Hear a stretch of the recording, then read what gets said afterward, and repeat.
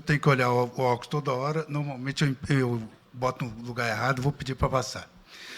Bom, o que a gente vai falar é sobre planejamento e tratamento de complicações de escleroterapia. Eu me focalizei só na escleroterapia química, né, porque o laser é uma coisa diferente. Normalmente, quando a gente faz laser, você tem que ter muito cuidado com a qualidade da pele. A minha sorte, como eu não tenho laser no consultório, eu tenho que marcar outro dia, normalmente eu oriento esses pacientes a fazer um bom tratamento e uma boa hidratação. Porque se você atira com laser numa pele que está ressecada, você vai aumentar o seu índice de complicações. Para começar, eu vou citar uma expressão que Zé Maria, Antônio Augusto sempre conheceram ele, e ele sempre teve máximas que foram muito importantes na nossa vida. Uma delas, ele falava sempre: Zé, a gente só complica doente chato. É aquele doente que você fala: pô, vou fazer um pouquinho mais de esclerosante aqui para ver se eu resolvo isso, que essa doente está reclamando que o tratamento está demorando, aí você se ferra. Então, uma das coisas mais importantes que a gente tem é exatamente ter o controle do paciente, falar para ele o seguinte: é assim, quer, não quer, procura outro. Nunca faça o que o paciente quer, que aí você aumenta seu risco de complicações. Pode passar o próximo? Não tem nenhum conflito de interesse, porque nada aqui. Então, eu elenquei esses 7 pecados capitais da escleroterapia. Primeiro, arrogância. É o que a gente já falou aqui. O doente chega no seu consultório e fala: eu quero fazer aplicação agora. Você não faz um Doppler, você não examina esse paciente direito. Você fala: porra, eu tenho 40 anos, vou fazer aqui, vai dar certo. Aí que você aumenta o seu risco de complicações. Ganância. O paciente fala: eu quero fazer 10 sessões. Você fala: vou fazer. Você aumenta o seu risco de complicação. Pressa. O Daniel acabou de falar aqui agora. Como é que você conquista seu paciente? É fazendo muita calma, muita paciência, mostrar para o doente que não adianta correr, não adianta você estar ali fazendo um monte de coisa. Não tenha pressa. Se você tiver que atrasar, atrasa. Se você for um cara que atrasa sempre, procura dar um espaço maior entre os pacientes para não ter atraso e o paciente não entrar reclamando e você já ficar angustiado tentando compensar aquilo ali. Insegurança. Por que eu adquiri muita experiência com tratamento de complicação? A gente sempre tem gente nova trabalhando com a gente e, às vezes, eles têm insegurança. Fazem o que o paciente quer, às vezes fazem uma complicação, não sabe tratar, e normalmente encaminhavam para a gente. Então, insegurança é o seguinte: se você só faz o que você está acostumado, não tente fazer mais. Vai fazer um treinamento, procure alguém que tenha mais experiência, pergunte, para você não cair nesse risco. Aí vai também a inexperiência. A gente manchou muito quando a gente começou a fazer espuma. Por quê? Porque a gente ganhou curva de aprendizado. A gente não comprimia bem, a gente não usava uma meia, a gente fazia espuma, mandava o dente embora, não orientava o paciente. Então, a gente manchou muito. Hoje, a gente mancha muito menos. Por quê? Porque a gente ganhou experiência, essa curva de aprendizado foi favorável a gente. Estresse. Se você estiver estressado, suspende o consultório e vai embora. Fala: ó, hoje eu não estou bem, não vou fazer. Ou se o doente estiver estressado, se o doente te estressou, reclamou alguma coisa, você fala: não, vamos fazer hoje eu não estou bem, vamos fazer outro dia. E falta de ética. É aquele colega que a gente está vendo aqui também, uma invasão de outros profissionais que não tem experiência, não tem ética, e quer fazer um negócio para ganhar dinheiro. E aí queima o nosso filme. Por quê? O doente fala: pô, eu fiz uma esclerose com uma porcaria. Por quê? Quem fez? Isso vai estar no nosso próximo slide. Quando você faz laser, por exemplo, quando você faz esclerose, uma das coisas mais importantes é você avaliar bem o paciente. Eu não faço Doppler, mas eu só trato o doente depois que ela me traz um Doppler feito por uma pessoa que eu recomendo. Você ter tudo no seu consultório, você não precisa ter uma flebo suite. Você não precisa ter um laser. Você pode ter um laser em conjunto com colegas. Você vai lá e faz o laser. Porque se você investe muito no laser, o Mauro vai falar isso hoje, quando você faz uma comparação do seu custo sem flebo suite com flebo suite, você acaba ganhando a mesma coisa. Você não precisa ser obrigatório acabar de formar e montar uma flebo suite. Mas você tem que ter, no mínimo, um Acuvém, um Doppler, se você souber fazer. Você fazendo o seu Doppler é muito importante. Uma lupa. Tá? Luz polarizada não é obrigatório, já não tem no Brasil mais. Inclusive, eu estou esperando o Zé Maria me conseguir uma peça lá dos Estados Unidos, né, Zé? E o resfriamento de pele, que é muito importante.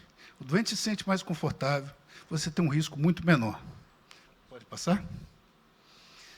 Bom, é muito importante, quando o doente chega para você, você vê o seguinte: já tratou? Quem tratou? Quem foi o profissional? É um profissional que você confie? É um profissional que você conheça? O que método que ele usou? Como é que ele fez? Isso é muito importante para você planejar o seu tratamento.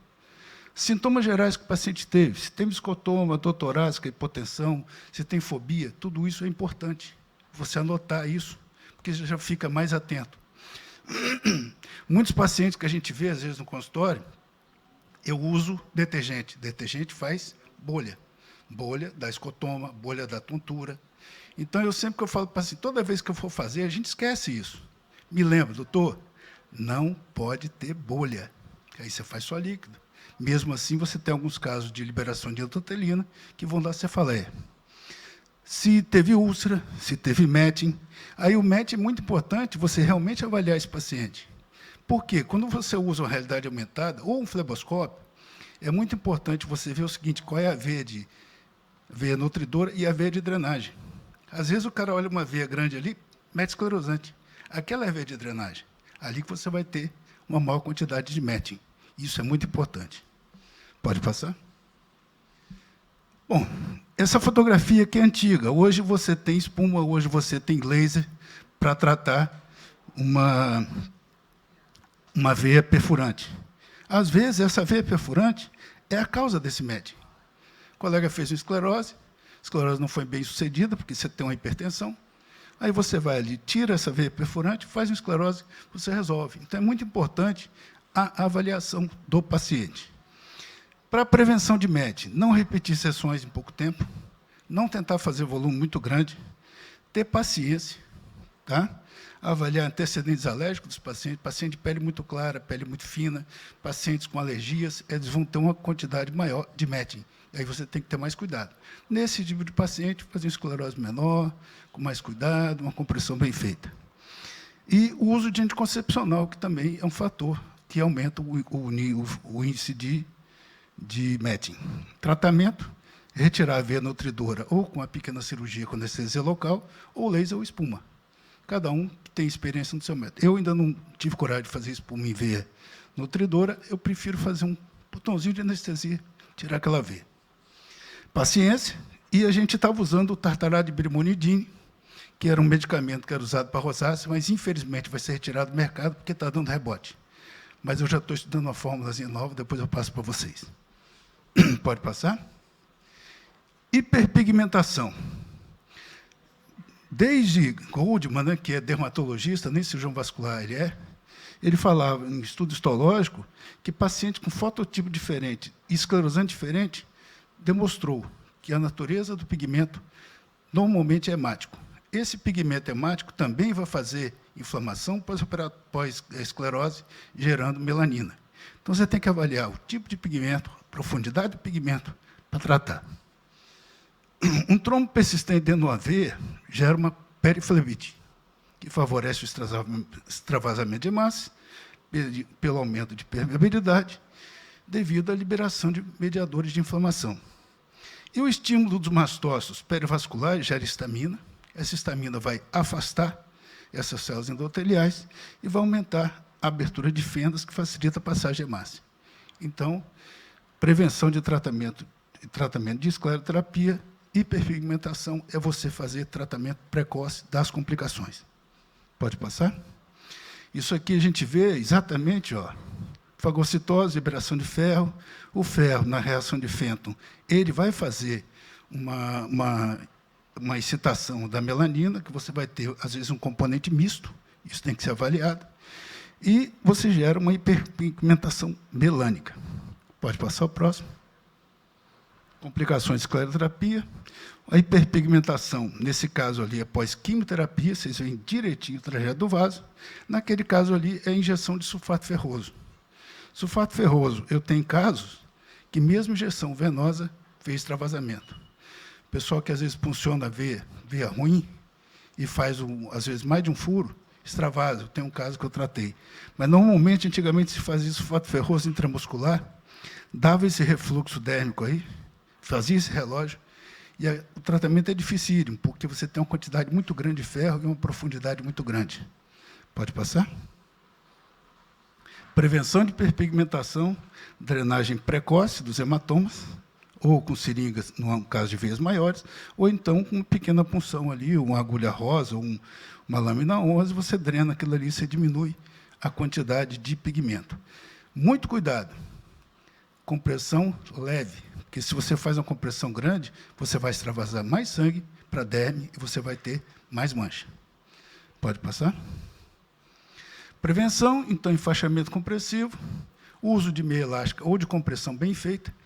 Você fazer uma compressão, por exemplo, numa paciente que tem um lipedema, que tem uma coxa grossa, às vezes você vai fazer um garrote e ela vai aumentar ainda mais o hematoma. Então, às vezes, é melhor você fazer uma compressão extrínseca, muito bem feita, muito cuidado com a fita de micropore, para não dar bolha, do que tentar, às vezes, botar uma faixa ou uma meia elástica nesse paciente. E usar um creme pós-escleroterapia. Todos nós conhecemos, tem um monte aqui fora, não vou fazer propaganda de ninguém. Pode passar? Tratamento. Bom, nós temos o ácido tioglicólico, que é um quelante de ferro. Vocês podem ver uma paciente ali, ó. Ela tinha essa hiperpigmentação só com creme. Olha a melhora que ela teve. Uma coisa muito importante, quando você prescrever o ácido tioglicólico, é saber o seguinte: é ácido tioglicólico comum ou nanovetorizado? O ácido tioglicólico comum, você tem que ter muito cuidado com a paciente.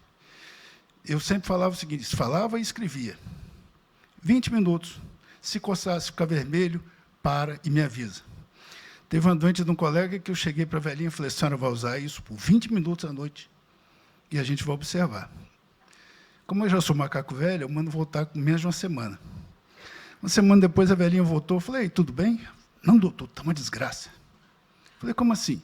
Primeira noite eu fiz aquele testezinho que o senhor falou, não deu nada. Nas outras noites eu usei a noite inteira. Primeiro que quem dorme com ela tem que aguentar o cheiro, que tem cheiro de ovo podre. Tá? Hoje, a gente já tem o ácido tioglicólico nanovetorizado. Então, quando você prescrever, você fala tioglicólico nanovetorizado.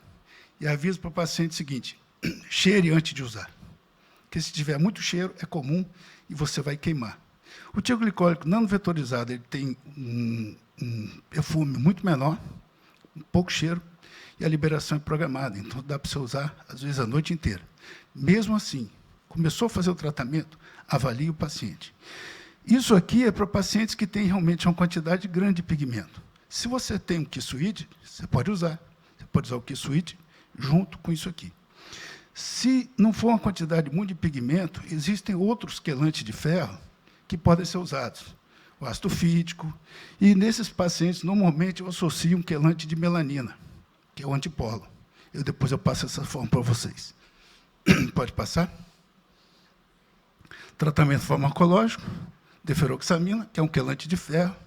Nesses casos que tem uma quantidade de ferro muito profunda, é uma quantidade maior, você pode usar a deferoxamina em mesoterapia. A gente está escrevendo um trabalho agora, vai sair prontinho para publicar. Pode passar? Nesses casos aqui, ó, uma subsídio, que a gente usou só desferoxamina, e aquela ali é uma paciente que fez uma fibrinólise e manchou muito no oco poplíteo, onde foi puncionada a veia para fazer. Não foi nem puncionada, foi dissecada que ela tinha uma veia fina. E essa paciente tem um May Turner, não quer operar até hoje. Pode passar? Escara. Prevenção de escara. Cuidado com injeção. Pressão, volume, pele ruim, muito cuidado. Esclerosante muito potente, esclerosante em grande volume. Você tem que olhar. Lupa é bom. Às vezes a lupa te atrapalha a ver um clareamento. Quando você começa a esclerosar, às vezes o clareamento não é ali onde você está, é longe. Você pegou uma veinha maior, vai fazer o clareamento lá na frente. A úlcera, às vezes, vai ser lá na frente. E muito cuidado também com extravasamento de esclerosante. Também pode ser uma causa de escara. Tratamento, a gente fazia carboxiterapia, hoje o pessoal da estética faz, é um bom tratamento. Laser transdérmico, não, laser terapêutico, que a gente usa também hoje. E o uso de fatores de crescimento, que é uma fórmula que a gente fez. A gente já melhorou essa fórmula, também a gente pode passar para vocês. Pode passar? Paciente com escara, duas pacientes diferentes. Naquela ali a gente começou com carbox, por quê? A gente não podia usar o laser por causa daquela escara escura ali, aquela aquele material escuro, o laser absorver muito. A gente começou com carbox, depois fizemos o laser, resultado muito bom. Pode passar? Obrigado.